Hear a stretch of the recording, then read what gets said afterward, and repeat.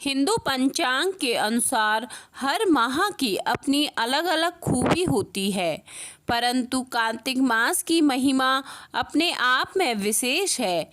हिंदू पंचांग के अनुसार 8वां महीना कार्तिक माह का होता है। इस साल कार्तिक माह की शुरुआत 21 अक्टूबर से शुरू होकर जो कि 19 नवंबर तक चलेगी। स्कंद पुराण में कार्तिक मास के महत्व को बहुत ही विस्तार से बताया गया है। उसके अनुसार कार्तिक के समान कोई महीना नहीं है और सतयुग के समान अब तक कोई युग नहीं है। इतना ही नहीं, स्कंद पुराण में यह भी कहा गया है कि वेद के समान अब तक कोई शास्त्र नहीं है और गंगा के समान कोई तीर्थ नहीं बना। इस महीने की महत्ता बहुत है। कहते हैं कि इस मास को रोगनाशक मास भी कहा गया है। वहीं कार्तिक मास को सद्बुद्धि, लक्ष्मी और मुक्ति प्राप्त कराने वाला माह भी कहा गया है। इस महीने में पूजा पाठ का अपना विशेष महत्व है। इस माह में किया गया पूजा पाठ पापों से तो मुक्त कराता ही है और मुक्ति के मार्ग पर भी ले जाता है। कार्तिक महीने में किसी पवित्र नदी, यमुना नदी में ब्रह्म मुहूर्त में स्नान करना बहुत फलदायक होता है। इस स्नान का अपना विशेष महत्व है।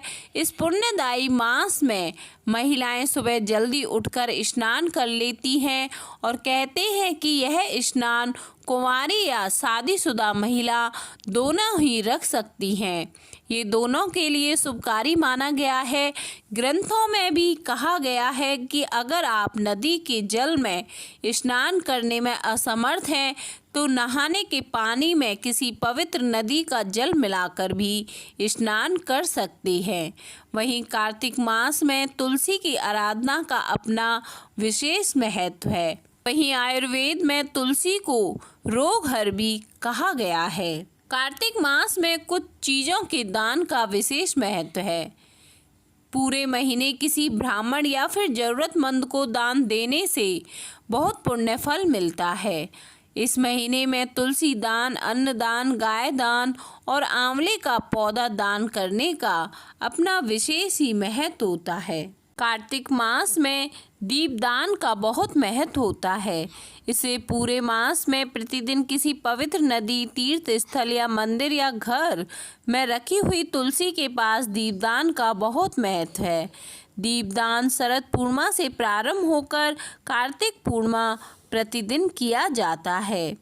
दीपदान से सिर्फ घर का ही नहीं बल्कि जीवन का अंधेरा भी दूर होता है और माता लक्ष्मी प्रसन्न होकर साधक के घर को धन धान्य से भर देती है। हिंदू धर्म में पौराणिक और प्राचीन ग्रंथों का विशेष महत्व है।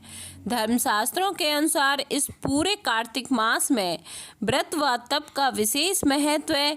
उनके अनुसार जो मनुष्य कार्तिक मास में व्रत व तप करता है उसे मोक्ष की प्राप्ति होती है।